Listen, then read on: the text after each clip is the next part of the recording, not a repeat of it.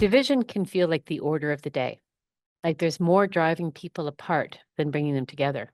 New fault lines appear and old ones widen and deepen. And in response, we've become more fragmented and too comfortable within our own groups that share our opinions and beliefs. This is a dangerous tendency. Echo chambers and bubbles can increase division by hardening and thickening the lines that separate groups and even lead to extremism. So, while cherishing and valuing different opinions and beliefs, we need to talk to each other, stand by each other, connect to make relationships across groups and ideological spectrums. There is nobody better than Mohammed Hashim to give us some practical advice on this topic. He's the Chief Executive Officer and Executive Director of the Canadian Race Relations Foundation. He also leads the National Hate Crimes Task Force with the RCMP. So, welcome, Mohammed. Thank you for having me. Well, it's interesting. We started talking about this, I think, last December, and we thought this would be a good idea of a topic. It's becoming really part of what we're all wrestling with. And honestly, I think in the last 2 months, it has just accelerated to a point of people feeling urgent and anxious even about it all. And so thank you for agreeing to do this with us today. Let's get started. Let's jump in. As we turn our attention to the current context and our own practices and how we connect, how can we create more room and more appetite for meaningful conversations between people and groups and with those whose views are so opposed that they no longer even want to be in the same room? How do we break down that divide? Well, thank you. And just before I begin, I also just want to acknowledge that I'm also speaking to you from the from the land of many nations, but traditionally the Anishinaabe, the Haudenosaunee, the Huron-Wendat, the Chippewas, the Ojibways, and most recently the Mississaugas of the Credit First Nation. I also just want to acknowledge a little bit. I have some board members in the room here. So Sophia, Ali, thank you so much for coming out, and I see some of our staff here as well. So thanks to them, and I see actually a lot of old United Way colleagues from that world. So it's nice to see your names pop up over here. Um, Look, I think that, what we have to kind of realize and is that right now the fog is extremely heavy. The world is going through a time when we are being bombarded by shock, where people with of principle are looking at this moment to say, hold on a second, how do we react to what is being thrown at us?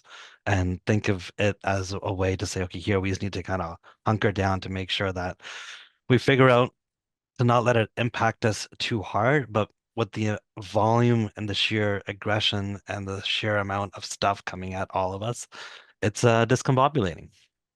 And I think for many of us, we feel like this is a time when, our own sense of sensibility is being contracted and that it's just not clear how to get ahead.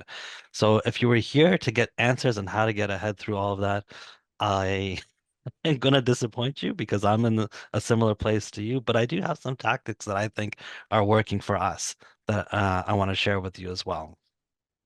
We always talk about embracing difficult conversations, where we know people are coming at things from different places. We know are the realities that like I live are not realities of other people, and that typically we kind of assume that people should know or should have at least a keen sense of awareness of, and if they don't know, then that's their problem, and it's not my job to educate them. And it's true. It's not. You're right. I don't think that's an unfair expectation. But I do think that like in a time when we're dealing with such degree of polarization, where we've been curated, our mindsets have been curated, not necessarily by what is true, but by the feeds that we've absorbed through our social media that speak to the deepest fears that we have that keep us online, the deepest passions that we have, um, and that which moves our hearts and minds the most. So we're in a polarized state, not because like of anything other than the fact that what our perception of reality has been curated through social media to a vast degree. And we're reacting to that. And I think that knowing that is a necessity, but B, also knowing how to react against that is also a necessity. Because I think that knowing that the motivations around why we're kept online is obviously for or like organizations to make profits. And we saw all four of the big tech oligarchs standing next to Trump in that inauguration, and it was a very clear indicator of, how we got to where we got to where we are now. And and I think that that's to their advantage. That is to their advantage. It was politically done to make sure that was the case. And as soon as you saw Trump come in, all the different social media organizations are like, well, we're just taking off the filters off everything. Let it be free reign because what we know that gets people moving and accelerating the space is anger and fear, and we're just going to let it feed unfestered. So that's a reality. Now, knowing that is what our neighbors are absorbing, how do you engage with them? And I think that, what is true is that so I have a neighbor um, who is into Rebel News, who found articles about Rebel News attacking me and said, "Is this you?" And I'm like, "Yes, yes, it is." And he's like, "Well, that that's not how I saw you." But I'm like, "Yeah, that's how people are portraying me." And I think that, he was a COVID denier, anti-vaxxer, couldn't even go to his father-in-law's funeral because he wouldn't take a vaccine. So he feels begrudged by the world for having to impose on him um, things that he didn't believe in. So, I mean, in terms of like deep conspiracy theorists and whatnot, that's my next door neighbor. But um, but we also have a great friendship as human beings. And I think that sometimes, I'll shovel his driveway, he shovels my driveway. Our acts of kindness towards each other open up space where we can actually have different conversations. I think going into a conversation with somebody, uh, even like that, oftentimes it's like, well, I don't want to deal with your nonsense. I know you're going to throw some conspiracy theories at me. I'm going to have to hear it and I'm going to have to hear it through. And like, oh my God, this is so exhausting and problematic, which is all true. But I think that, beyond that, once people feel human connections to each other, there's a sense um, of loyalty that's created. And I also think that, imposing litmus tests of loyalty onto people is something that is super problematic. So this happens in our work all the time where like it's not my job to educate you. You go learn what you need to learn, and it's a problem that you have to now deal with because these are historical issues that you should have been more aware of. And we typically, kind of hold that litmus test of loyalty to people of other races. And I mean, like, this is like not just one against the other. This is like yourself not knowing or hearing or understanding what other people are like where other people see you if you are from a different race is just not an understanding. And we kind of put up this like litmus test of loyalty to say like if you're gonna come correct as an ally or don't come at all. I find that approach honestly distasteful because anytime somebody is coming has come to me with a litmus test of loyalty to say like, hey, if you're gonna be in this room, you gotta like show allegiance to the room. Um, I've always find that just as an imposition, disrespectful. So I think putting that upon anybody is problematic. So ensuring that you're allowing that you're taking off the barriers for difficult conversations in advance to having those conversations is important because otherwise you can't lean into the way people are actually hearing and seeing the world in order to talk to them with your perspective. Well, and to understand where they're coming from, like we have to get back to where are you? How did you get there? And how do we build some kind of a connection? And you can't do that if the conversation's been shut down or if you have a wall that is a stereotype. So, Yeah, and just to add to that, I think that, because we put up these litmus tests of loyalty, we assume that having a conversation with somebody is going to be a challenge. Like I'll give you a very quick example. not last week, but the week before that, I think. Like I was talking to one of the most senior police people in the country. And I'm like, hey, so, we're seeing all this anti-DEI stuff that's happening. And he's like, well, no, that's just happening in the States. And I'm like, hold on a second here. You telling me like the black guy that just got the promotion is not having to look over his shoulder because like somebody else who didn't get the promotion is looking to knock him down because they think that that person got the job because um, of some DEI policy, even if they had fully merit to be able to get so. And he's like, well, yeah, that's true. I'm like, look, you know, you're a leader in this organization.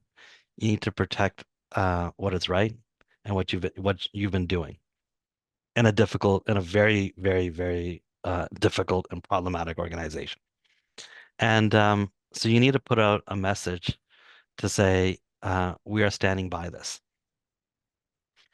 In a time when people are feeling like their threats are real. And he's like, yep, you're right. It's the right thing to do. We'll do it. I think that if I would have not have asked him, he wouldn't have done it. But I think that going into the conversation, assuming that he wants to protect the right things versus acting like maybe he does not want to, or that it's a question of whether he wants to lean into it. But if you extend people the grace to say, hey, like I don't go up to any person, whether they're white, black, or whatever they are, or brown or Asian or whoever, or indigenous to say like, hey, I gotta like suss this person out before I can have a conversation of whether or not like we're gonna move on this.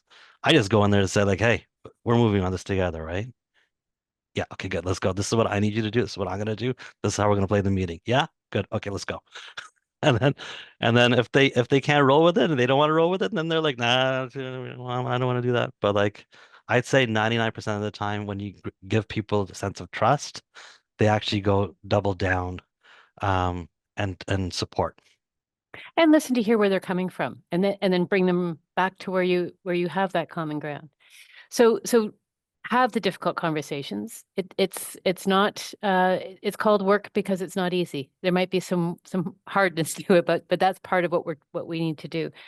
You talked about and I heard you didn't use these words, but the distortions of social media. So we're caught up in it, we're stuck in it. It's part of what feeds us. And I find if I scroll too much, I have to it's emotional. You just get weighed down by it. So your second good idea is get offline and talk. It says you say reignite in person. So that's part of what you're talking about. Like just face people right one on. I actually even just before this call, I saw a new article in The Philanthropist, which was get offline and talk. And so I think this is sort of the wave that we need to look at. Can we just get offline and talk? And how do we practically move that into our practice? Yeah. No, I think that it's absolutely necessary. There's no substitute for talking face to face. I think we've all come accustomed to all of the online spaces that we had to curate. I spend more time on Zoom than I do in real life with human beings anymore, but we all know that looking at somebody and talking to them face to face, even with the most difficult conversations, will always lead um, to better outcomes. Like I'll give you an example. There was back in 2018, the Toronto Sun did a hit piece on me. And the author of that hit piece wrote horrible things about me. And for some crazy coincidence, I ran into them at a conference. So I go up to them and I'm like, "Hi, I'm Mohammed Hashim." And he's like, "I'm like, you have caused me harm. Um, this is not maybe not the best way to have this conversation, but we're here in the hallway, and I thought I would just let you know. Like I've gotten death threats because of you. My workplace had to add security because of you. We had to create locks in our doors because of you, and like the amount of stuff that we were getting, and people mailing to me. So, for what? For something that you implied, which isn't true. And he's like, well, what happens, the consequences of what I write, what other people do with it is not my responsibility. I'm like, actually, it is. You're the one who pointed at me the way you did. And which wouldn't have been the case had you not. And he's like, well, this, that. And then I'm like, look, if you want to have a harder conversation or a longer conversation about this, I'd welcome it. So then he reached out to me and he scheduled a lunch. And then, so we went out for lunch and it was like I was just like a straight dumping, not a dumping, but it was like an honest conversation of where things are at. We still don't agree politically on 95% of the things in this world, but there was a degree of respect that was created that actually created protection for me. So whenever like other Toronto Star articles were about to come out against me, he'd be the one to say, we're not running that. And would take down things because he's like, yeah, this is not an accurate description of where things are actually at. So let's not do that. So you never know. And I'm not saying the person has become holy by any means. Definitely not the case. But I think that, like, look, engaging people face to face, having difficult conversations is important, but also you got to disconnect. I mean, during like uh, over the last, year and a half, the images that all of us have seen on our social media uh, are are are horrific, are soul drenching. Like I think that many people, when we talk to youth in particular, their sense of abandonment to the value of human life is so deep that they feel lost, that no system is ever going to support them, nor is it is it a value to maintain, because the system, the way they are so blind or don't care or complacent or whatever it might be, and denying people the right to life, that what is it worth even engaging in this conversation? And I think we're at a time when that generation needs to hear, but we also need to hear from each other about what um, are the things that we have to hold on to? What are the principles that we can engage on? What are the basic human rights that are undeniable? What are the fault lines that by which you can say what is right and what is wrong and what is clear? But getting offline and doing that in person is so critically important because if you don't do it, you literally can't re-nourish your soul. It's true. So much of our current reality, however, is online. So 100% where we're able to disconnect and connect in real time and in real person to person. And I think your story of the Toronto Stars, it's great for that because it's you. The sun, not the Sorry, star. the sun. Yeah, the sun. Um, is but you now have you're never going to agree, and you're allowed to have different political ideas. Yeah, But there's respect, and so it's about yeah. setting that up. But we're going to continue to be, our world is maybe we can look forward to a post-social media world. I don't know. Who knows what's next? But in the meantime, we're there. It's a vehicle for so much. It's a mechanism for so much. How do we navigate it? How do we do it so that we don't, so that we're not traumatized? I think you're just talking about how young people are feeling disaffected by it, traumatized even by it. How do we navigate it so that we're not put in that place? Well, I don't know if we can navigate it so much as try to just manage it, manage the intake. I think that managing the intake, being aware of how much you're intaking and how much that's impacting you, is critically important. And if you can handle it, you should definitely check out of it. Like I couldn't handle TikTok anymore.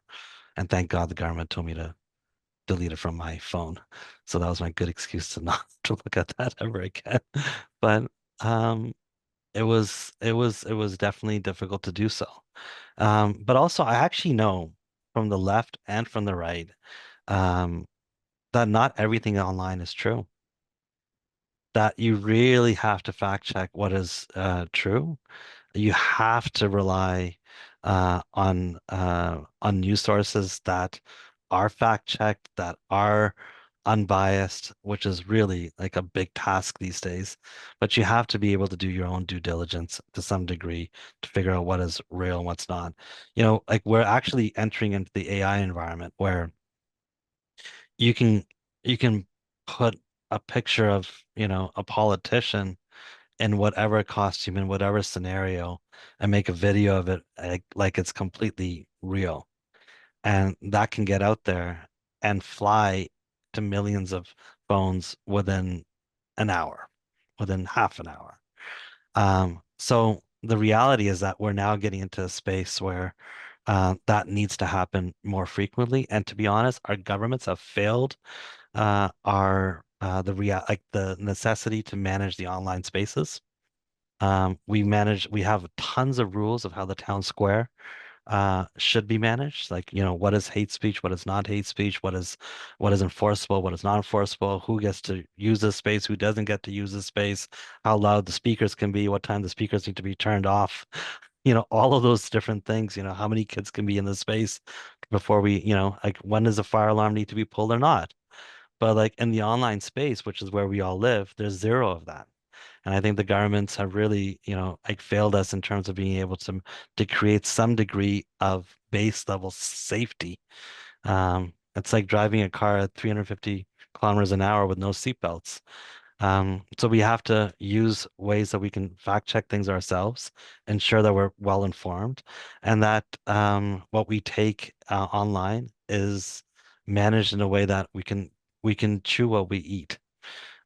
Because if not, we're just going to get overloaded by things that are going to just cripple us. And I think that's a good way of putting it because I think we are overwhelmed. There's so much to process, to distill, to make sense of, and it's hard to keep up. It's hard to make sense of, and many people just feel that everything is quite surreal right now in terms of what's coming at us. Um, Yeah. and so you add the AI dimension to it and the sense of what's true is, I mean, it was what, 10, 15 years ago, we began talking about a post-truth society. Well, this is beyond what any of us That's it. imagined. Yeah. So it does take management. It takes figuring out how to take control of that. And then how do we look out for our well-being and finding that, I think you're calling it the dopamine. Where do we get the dopamine? Release your dopamine and your feed with people who build for better. Look, I actually, this is going to sound absolutely insane, but uh, the fogginess is typically crippling. Um, I'm kind of excited by the possibility of it, um, which is like during COVID, at the beginning of COVID, no one ever thought we would get free transit, or no, no one ever thought we would, like hold off on, property tax collection or whatever it might be, like just giving people a break in ways that we never thought were even possible. But they weren't because the crisis created such. And the world is walking into a crisis in this moment right now. So either we have two options. One is we get consumed in the darkness, or we find our tribes. And we got to find good people who are going to build on basis. And I can guarantee you the traditional tribe uh, is not the tribe that we need to recreate. Like somebody asked me to sign on to a letter by prominent Canadians a little while ago, and I'm like, what is the letter gonna do, bro? It's just the same old letter that we've done again and again and again. Like, no, like we gotta find different people. We gotta engage conversations that are harder, that are like creating new tribes. Like the left-right divide is no longer like traditional. It is no longer traditional. Um, there's the rich-poor divide is also not 100% traditional either. Although, corporate interests and whatnot, they've always had their dominion, and power never cedes power willingly. So therefore, like power has to cede through a demand. I'm butchering a Frederick Douglass quote, but it is true. Um, and I think that we just got to figure out who is moving things positively, who are the people we can work alongside, and how do we actually like build to win? Because the thing is that if you keep on Like if resistance is the win right now, then take the resistance as the win. If survival is the win right now, survival is the win. But if there's policy change that's the win right now, let's take that policy change and move it. And like we just got to identify the wins that we can have. And I'm not asking none of y'all to be martyrs in the workplace by saying this or that. But like you need to figure out what is achievable wins for you in the spaces that you're at and fight for them and find people that are going to back you in it because that's the only way we're going to create momentum for positive change versus having being consumed in the darkness and not going anywhere. So if we don't like it, we got to fix it. And I like Yeah, the find your tribe, and then we actually have to get to work. And do you have examples of what that can look like? there's honestly so much opportunity. Like there's a pushback against DEI. Great, let's push back against that pushback, right? Let's say, hey, when you said this was an economic imperative for you to do this work because you needed to reach new audiences or different audiences, did the audiences change? Nah, they didn't. Your perspective changed because it ain't hot or like, it's we need to figure out how like not just figure out, we need to just actively resist things that are problematic. If there's going to be like we've made significant roads on gender equality, on 2S LGBTQ rights, on trans rights, on racial discrimination. Um and all of that right now is being thrown at all of our faces to say we've gone too far. Well, I'm sorry, I disagree. I think we haven't gone far enough. And we got to figure out like who's going to work with us to get there. And if that's small wins over here, then let's celebrate those small wins. If there's big wins over there, let's celebrate those big wins too.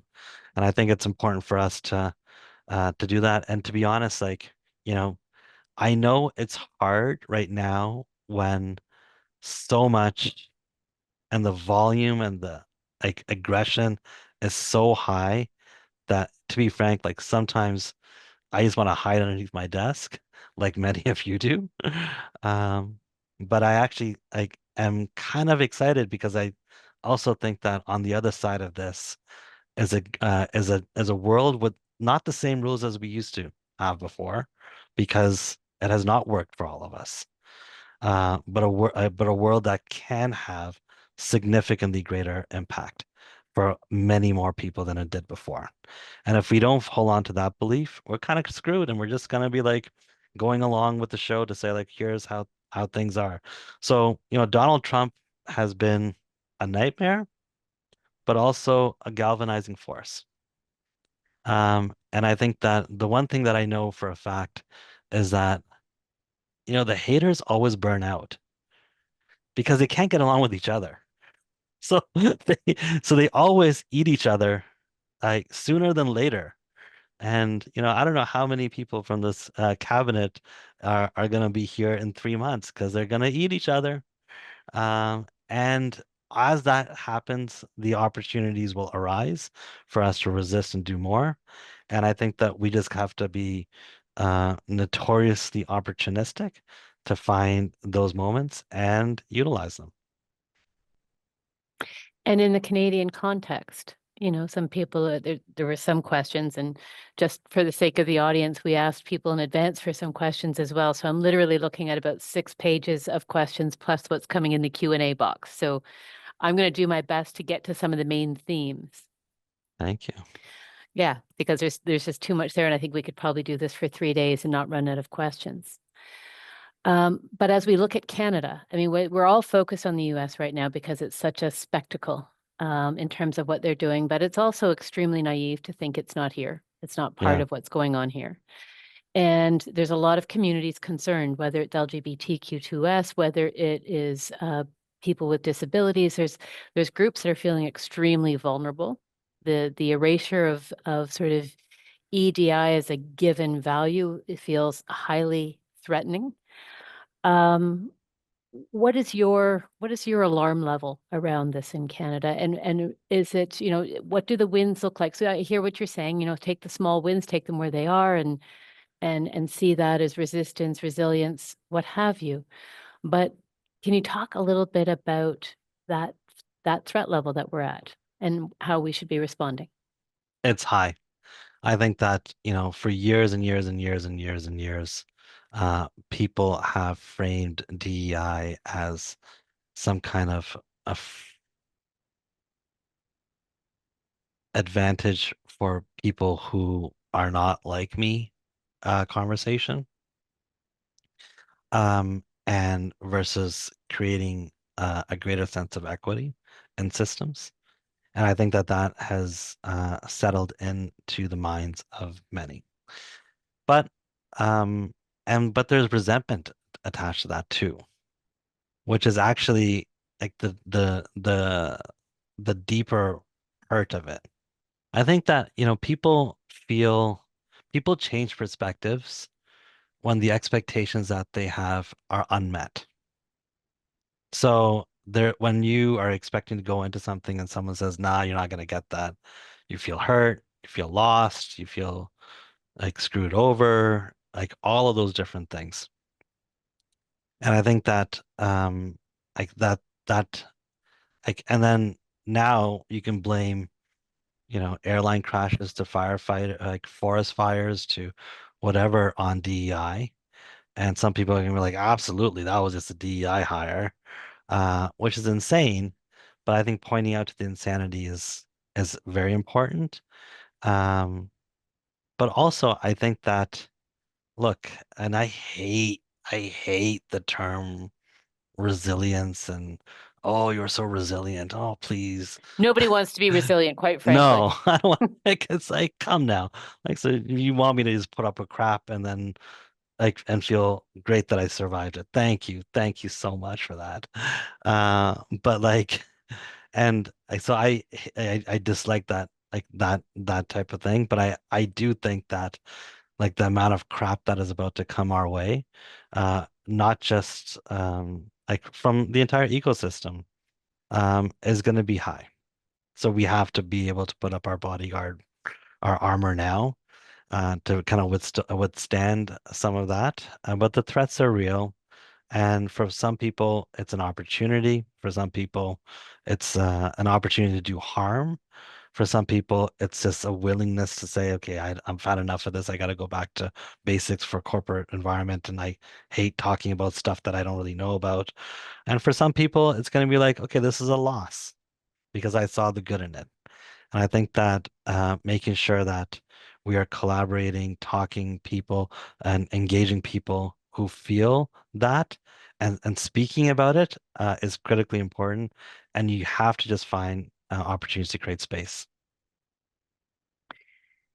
You mentioned the impact on youth in particular over the last 18 months, and the effect it has had. And I think that the broader thing that we're going through right now is affecting youth. And there's a couple of questions around what do we do about that? Is there a way to think about the public education system as being a serious player in preparing them, protecting them, engaging them, directing them? How do we think about engaging youth and trying to um, help them navigate this? Our last five good ideas actually did a very specific deep dive on youth, but I think some of what you're talking about is more in the immediacy of and the urgency of where we're in, of what we're in.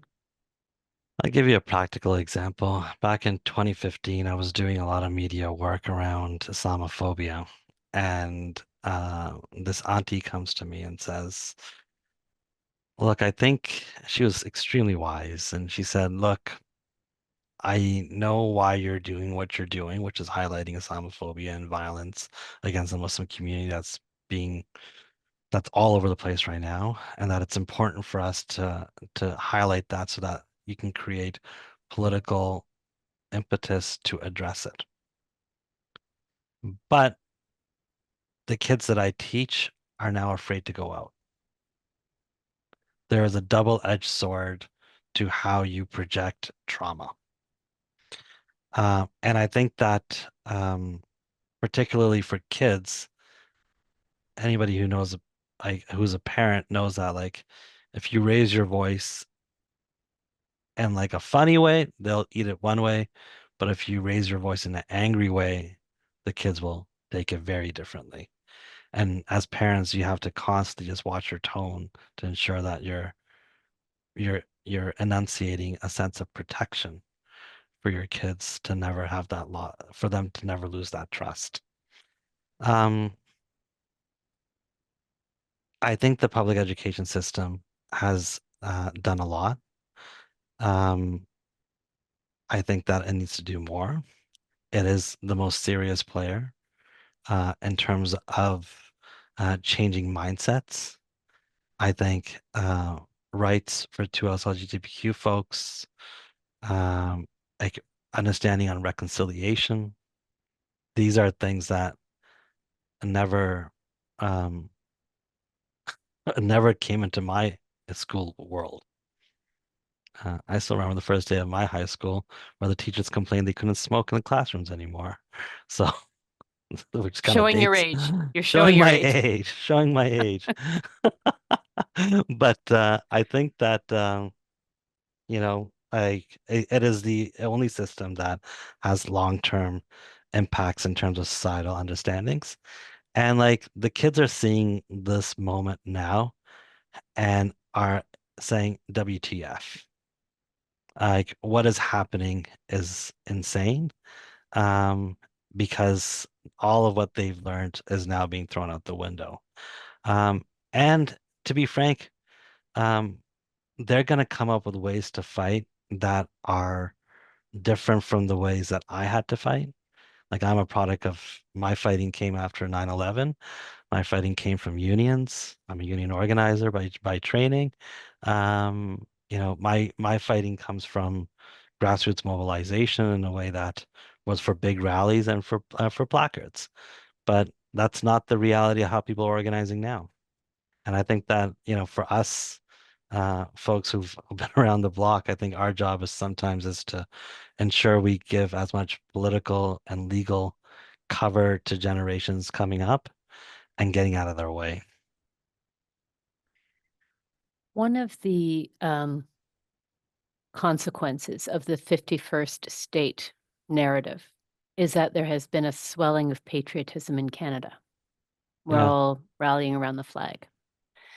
Are there unintended consequences of that? Do you foresee that as having an ill effect in any way? Or what are the effects of that? Yeah, of It, course. I think with every particular attention to sort of anti-immigrant sentiment or some of the long-standing issues that we have. yeah. Um it's a very good question.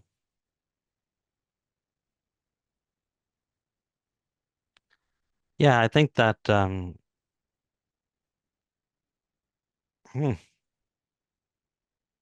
yeah, no, I think that for a lot of us who have kind of like I was asking a friend of mine back in 2021 she works at Canadian Heritage and her husband has a flagpole outside of her house. So like he literally goes outside the house and puts it on half mast when Canadian Heritage says put it on half mast. Like, and this is the year right after Kamloops. Oh. And I said, are you flying that this year? Like, what's going on? Like, where's your husband out this year?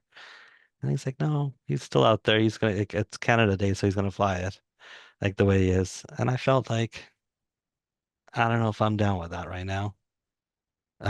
Because I think that sometimes recognition of like, the state, like our state is an evolving project. Um, I think recognizing it as such is important. I think the reality of today is not the reality of tomorrow. I think that reality is constructed by people who fight for that reality to be true. And therefore, right now, with the surge of patriotism, that could turn into more anti-immigrant stuff. Yes, very quickly. It's already there. Like, we've closed our doors to tens of thousands of international students who are now screwed over, and universities are laying off like thousands of people because, and colleges are laying off thousands of people because they created systems for our immigration system to be able to welcome people, and now those doors are now closed. So the threat is absolutely real. We have to bring the conversation back to our core values of us being an open and diverse and welcoming society, both economically, but also in reality. And it's not just for bringing in immigrants because we need them to work in jobs that none of us want to work in, which is typically how we frame it to be.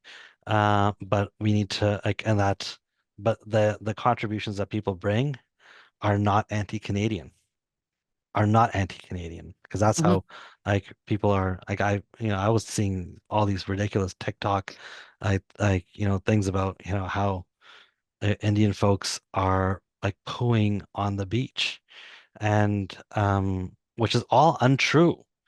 Which is all untrue. It was even like our premier even repeated to say like there's this that's happening, which was also untrue. So Mhm.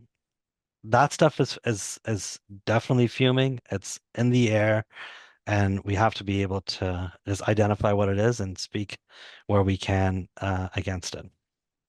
I like a couple of your threads in there around sort of and going back a little bit when there's a fogginess around something, that's the opportunity to claim it and define it and to rely on the core values that we want to bring back to it. And one of the other things that I heard in the last little while is the sort of people feeling comfortable with the Canadian flag again after the convoy.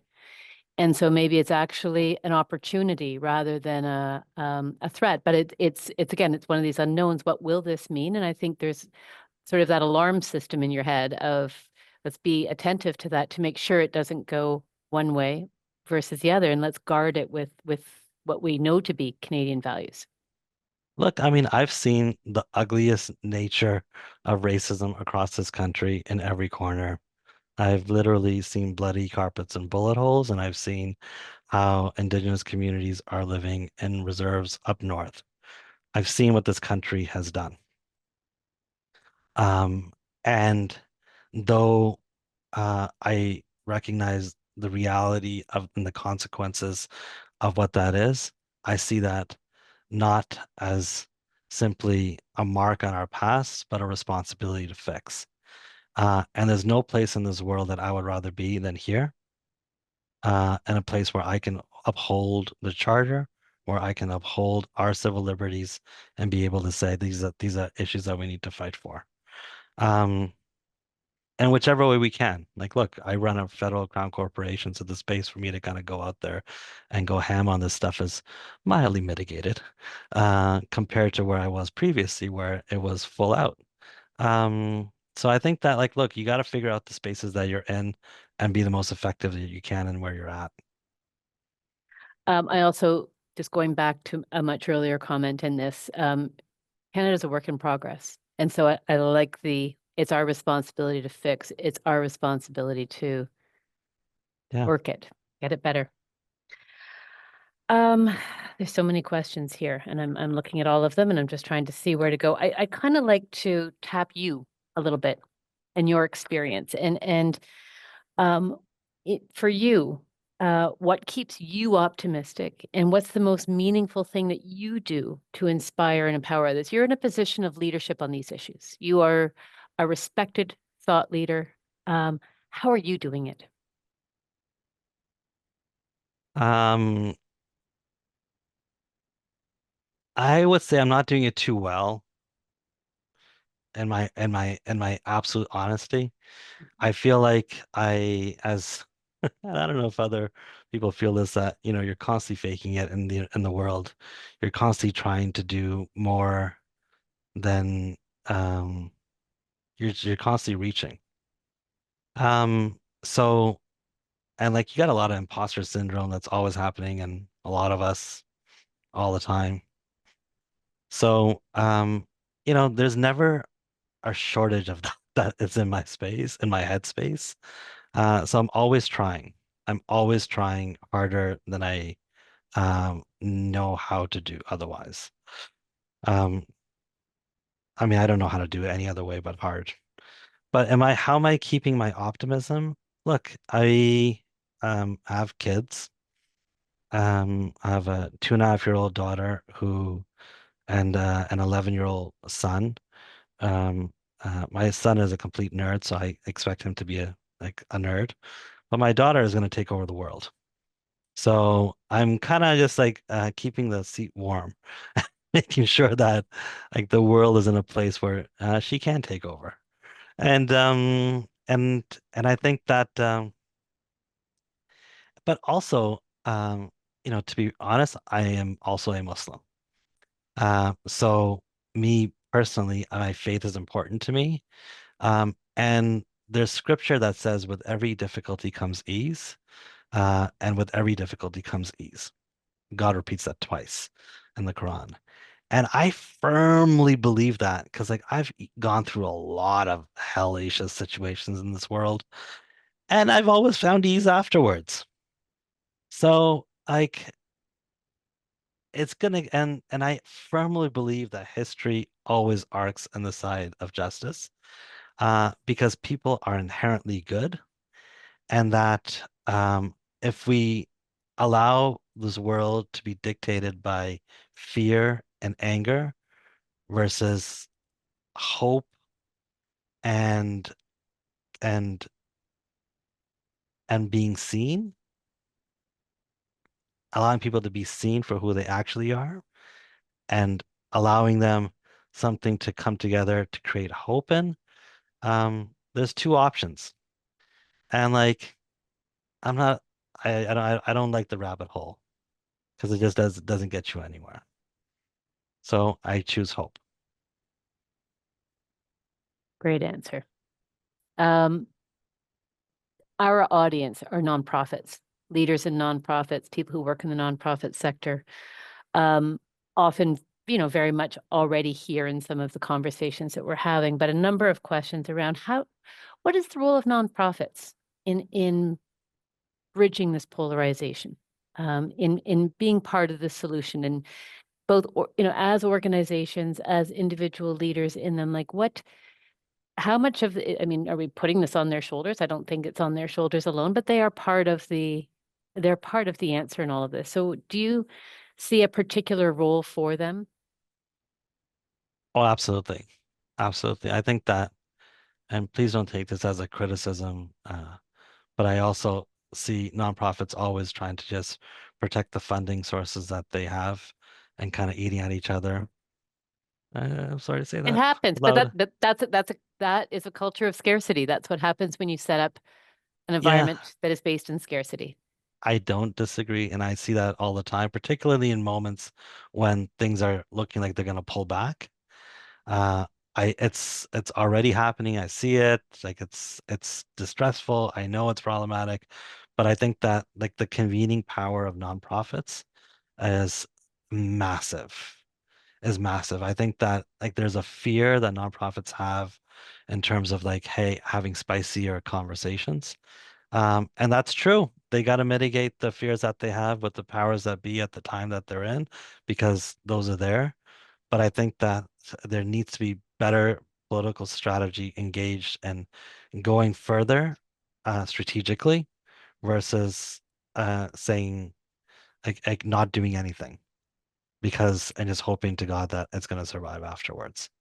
So there is that power of community. And, like I do this with leaders across this country where I'm constantly calling them to say, like, hey, what's happening on this? I want to give you an update on that. Um, and, it's almost the end of Black History Month, and I'm still waiting for Canada's Black Justice Strategy to come out. I'm hoping it comes out sooner than later. But like it's been in the development for years, and I've said this again and again that I think that if we don't get it out now, it might be 20 years before we get a national action plan on Black Canadian justice and the justice system's responsibility to Black Canadians. Um, and I think that, like, yeah, look, I think that there's moments where nonprofits have to see the common values and find those opportunities to engage with power brokers or governments. collectively if it's too scary to go in alone. But I also think that the opportunity to mobilize on the grassroots and as a space that they have far greater access to than anybody else does. I agree. And I would just I'd like to test your thoughts on ability to build conversations deep in community. So you have your usual constituency, which is perhaps part of your echo chamber, but communities are more diverse than that, and we don't always cut across to the others. So, and I'm thinking of this. I recently had a conversation with somebody about the power of resident associations, which we sometimes think or assume that they're going to be sort of advocates of a NIMBYist type perspective. Not necessarily, and that's prejudging and it's unfair. But I think building those bridges and those conversations so that there is that, going back to your earlier point about get offline and get into conversations, and they may feel difficult at first, but is there a door to open there, and is there something to be done there? And are nonprofits well positioned to be actors in that space? Look, I firmly believe that traditional lines of allyship and solidarity are out the window. Like the coalition of the willing, or the coalition that's going to fight for what tomorrow looks like, is not going to look like the union progressive circles only. I've kind of run the show for a long time. Like I was part of that house. I get it. That's not where that's not where like it's all gonna come from. I think, finding like people who voices online on LinkedIn who put up like thoughtful things and say, hey, can I get 15 minutes on a conversation online for you just to kind of build new networks. And just intentionally try to say, okay, here's 4 people over the next 6 months. I'm gonna try to engage with online because I really appreciate what they say. And if they give me 15 minutes of their time 3 months from now, great, I'll take it. I just want to learn something and give them something. So just being very practical about trying to figure out what the next coalition for you individually looks like is important. And like that um, is an active act versus waiting for um, waiting for it to kind of fall in your lap. We're almost at the 2 o'clock mark. I'm going to give you the last word. You have a couple hundred people all anxiously thinking about what do we do? Under threat. I would say fatigued. People are fatigued by what's happening around them. Um, they're feeling under attack. If you have a couple of words of advice. Yeah. Um, فإنما اليسر يسرا فإنما اليسر يسرا, which is with every difficulty comes ease, and with every difficulty comes ease. Yeah, like I firmly believe that to be the case. So I hold on to that thread with all my life, because you need to have hope. Um, and to be honest, like no one wants to waste a good crisis. You know, there's gotta be opportunity in every angle of this thing. So like if we're gonna figure out how to play, we gotta play harder than they play. And if we're gonna figure out how to win, we gotta win. So, and if we don't play, we're not gonna win. So I just think that like there's enormous amount of like opportunity that now exists in the space with high polarity, that yes, are we going to get beat down? Yes, it's going to get harder. Yes, is it going to be like more difficult to push and prod? Absolutely, all true. But if we don't, what do we end up with? What we end up with is a lot worse than where we're at today, and no opportunity to build from there. So we got to fight, and that's the space that we have to curate. Thank you. Lots of wisdom in there, lots of experience. And I appreciate your thoughtful presentation and comments and engagement on this. So thank you, Mohammed.